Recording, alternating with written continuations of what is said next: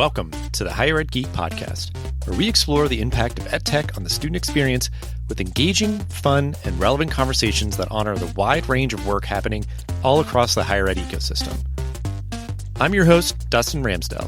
I've been working in and around higher ed for the past decade, focused on student support and digital experience. Join me every week for discussions with some of the best minds in education technology. We'll be bringing you their perspectives on how digital transformation is reshaping the way we recruit, engage, and graduate learners. You'll hear firsthand accounts of how institutional leaders are developing their strategy, as well as get deeper on the stories of how these EdTech tools are being built to foster better student outcomes. With that, let's get to today's episode. Greetings, everyone, and welcome back for another bonus live episode of the Higher Ed Geek Podcast here at ASU+GSV in sunny San Diego. We are here with David Harris from the GSV team. We're going to be talking about some of their new kind of higher ed related initiatives as part of this event this year.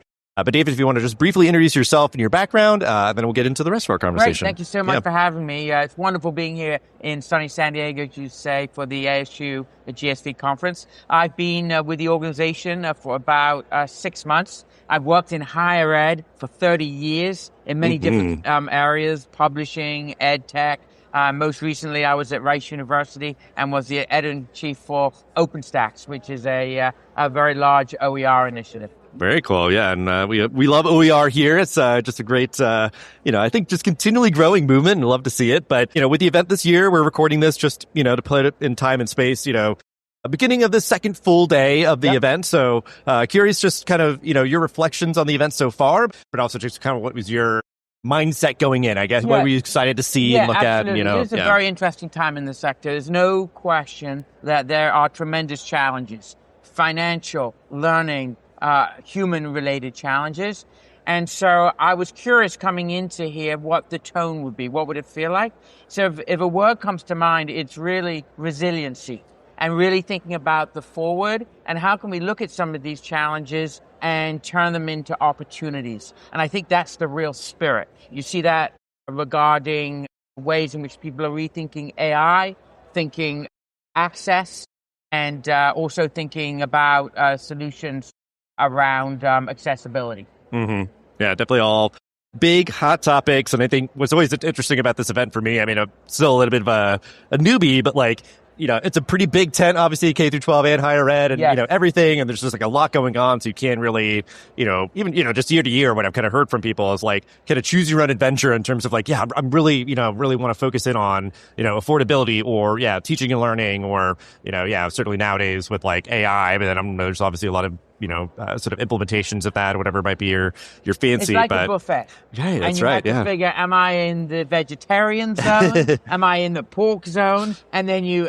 go for it. Right. Yeah. You just start sampling and stuff. I think it's a good metaphor. So, like I said, there's some new higher ed related initiatives, the higher ed briefing, but also you have a higher ed board that's kind of convening here. So, if you just want to take each one at a time, just kind of talking about what those are, how they came to be, and then we'll kind of go from there. Let's start with the Higher Education Insights Board. So when we look at the summit, that is always looking out 3 to 5 years. But if we look at the realities on the ground today, these changes are coming at these university leaders at a rapid pace, an increasing rapid pace. So we wanted to kind of build a forum, if you will, that would tackle shorter term and nearer term issues, but have very long-term implications. And so we're convening this board. It's our first in-person meeting, and we're actually going to be looking at AI, which is flooding the zone in higher education. And what is the role of the university in that? They don't develop all of this technology.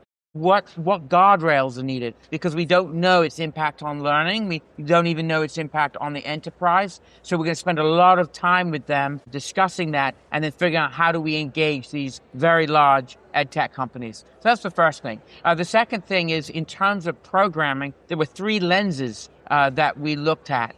We looked at the financial lens. You look at all the changes at the fiscal level, at the federal level today, and that impact on the bottom line. Change in international students' enrollments. And so how do they navigate that space? And then, of course, in the learning lens, the impacts of AI on education. And AI is a wonderful productivity tool in the workplace.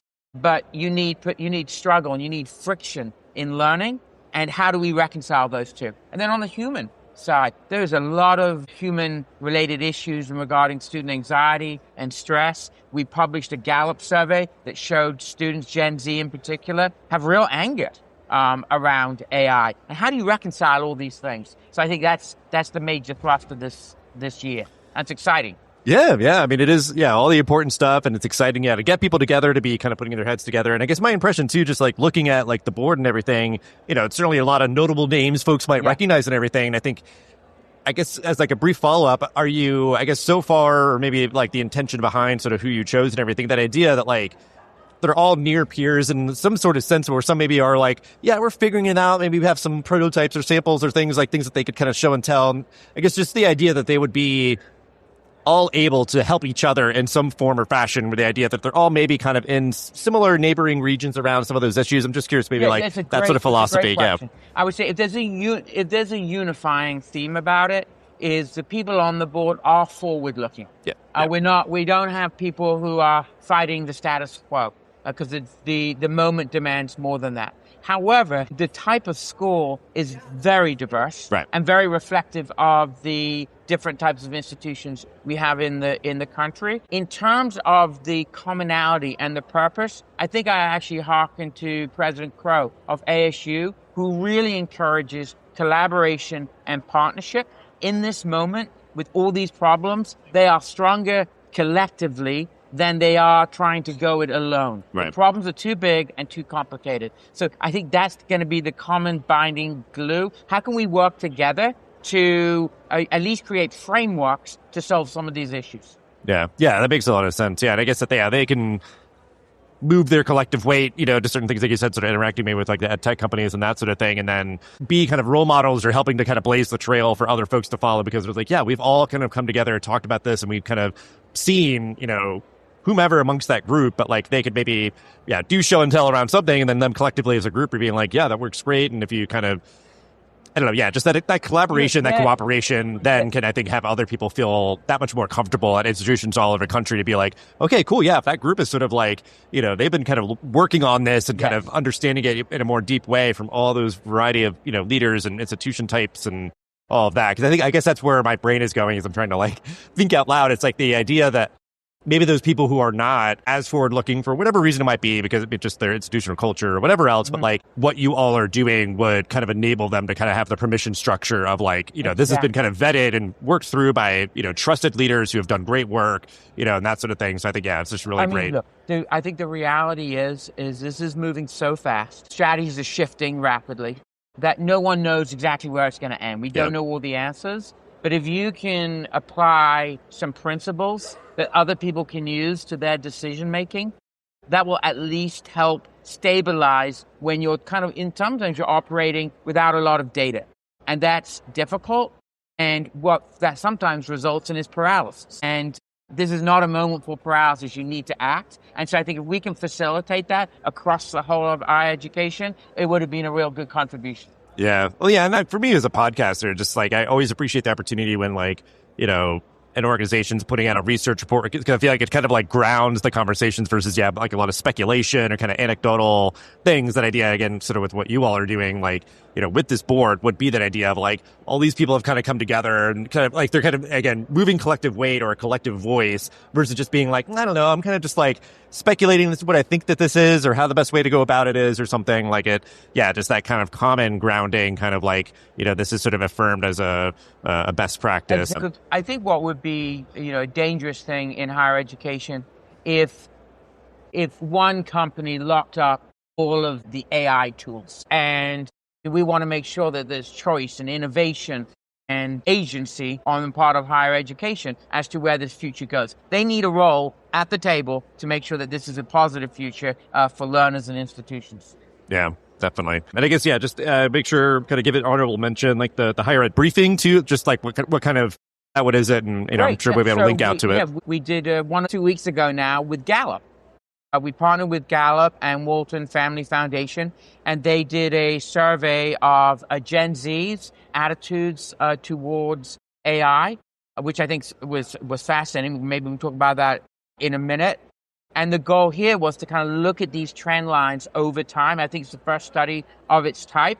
And the results were surprising. I was speaking with Zach from Gallup yesterday, and I think in some cases, maybe the bloom's a little bit off the rose. Yeah, well, yeah, because I think to clarify, because you were mentioning offhand that like Gen Z kind of being angry about AI, that, being in that report, that briefing. So I'll make sure to link out to that and link out to the board just so folks can, learn more about it as well. But I guess anything else just as a brief follow-up to that noteworthy kind of like stats or figures or anything else, I guess, just about that. So absolutely. Like pique people's curiosity. Yeah. So why would you be interested in that? So what I think was interesting is that the use rate of AI among Gen Z was fairly flat over the year. It didn't grow. And I'm not going to cite the figure because I'm going to get it wrong. But what was particularly interesting was on the anger index, that changed materially by 10%. 10% of the students are more angry. And the question is why?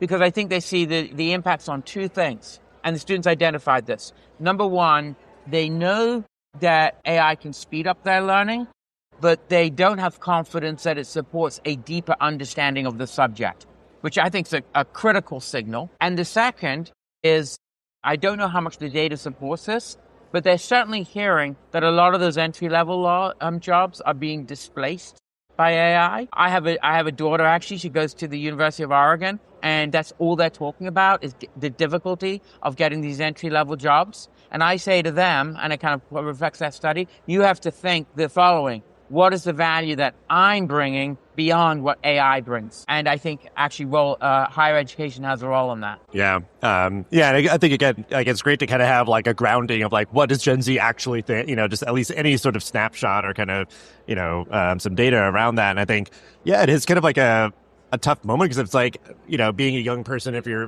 wanting to kind of be starting your career, that it is like, everything's been moving so quickly. It's kind of like a rug pull, where it's just like, okay, I guess I got to figure this out. Like, I think how acute it is if you were a computer science major, you signed up for that deal. You were told you were going to make $100,000 a year, and nothing wrong with this. But now, Starbucks looks like a good option. I think that's a nice analogy to why they might be a little bit angry. Right, and I think it's just, I know for me the idea of just like having to change plans abruptly in my life, it's a tough thing. And then certainly when it's like existential, like what I thought my life was going to be like in my career, it's like, so that idea of acknowledging that, understanding what's going into those feelings and how higher ed can have a role in, just like all those things about like teaching with AI, about AI, and how to move forward with like what are the skills that are going to be those durable skills and those sort of things. So, it's interesting. So College Futures, the president's Eli Oakley, and they had a convening before the summit, and it was absolutely sold out. And it was like the new golden ticket for California, and it really considered what we need to think about in terms of higher education and getting students ready for these new careers, and also workers in existing careers to get them upskilled, because it is a huge missed opportunity if we don't train up those students. I thought that was fascinating, and it is definitely related to AI. Everything comes back to AI, I think. It all does, yeah. But I think with all this being said, all this sort of like turbulence, ambiguity, and all that kind of stuff, what's keeping you excited, motivated, optimistic about higher ed moving forward? Well, I mentioned it earlier. I think the sector is incredibly resilient, number one. Number two, we mustn't forget that there are still millions of students who are effectively graduating every single year. So it's got that purpose. So it's a recalibration that's needed. And I think the leaders are recognizing that. They're hearing the message. They're certainly hearing it from the federal government, state governments, their constituencies, and they're going to meet the moment. It's why we have a record-breaking attendance this year, because they're looking for those solutions and those strategies that can enable that change. So, I'm very optimistic. You have to be optimistic if you're in education. Yeah. If you're negative, I don't think you're going to last long. That's just my opinion. Yeah. Well, I listened to a whole podcast episode, during kind of my travels this week about kind of like optimism and hope and how you sort of like have to enable it, like kind of that idea, like, they had a kind of different take. I thought it would have been, they were saying like optimism sometimes can be just sort of like, everything will work out or whatever, like and it's sort of like a passive thing. And then like hope is like, we have to make it, better or whatever. And I was like, I would have thought that like the definition would be the other way. I think that's a great but perspective. yeah. I've never been a fan of hope management, because if you employ hope management, the worst things happen. But if you are intentional with hope and optimism, driven around a strategy of action, you can do well. Yeah. So I think, perfectly segues. We're wrapping up all the interviews with this question. Just, if you want to reaffirm anything that you said or just any other bits of advice for other higher ed leaders navigating this moment. Great. I would say what's really important, especially when you're thinking about engaging faculty to drive change at the institutional level, resources are important. There's no question. You can't do any of this without resources, but you need to be crystal clear and over-communicate on the principles that you want to achieve when you're evaluating and aligning to these technologies. Because principles endure and strategies can change, and that's absolutely fine. But trying to pursue strategies without core principles will not be successful. Very good advice. So we'll have ways to connect with you and everything that we mentioned in the episode description. But just thanks so much for taking a few minutes out from the event here. Thanks for listening to the Higher Ed Geek podcast. This show is a proud member of the Enrollify network, home to Higher Ed's largest collection of podcasts. Enrollify is where higher ed goes to grow. So be sure to check out our other podcasts, webinars, video clips, blogs, and more. Visit Enrollify.org and subscribe for all the latest details and content drops directly to your inbox. Enrollify is brought to you by Element 451, the digital workforce platform for higher ed. Learn more at element451.com.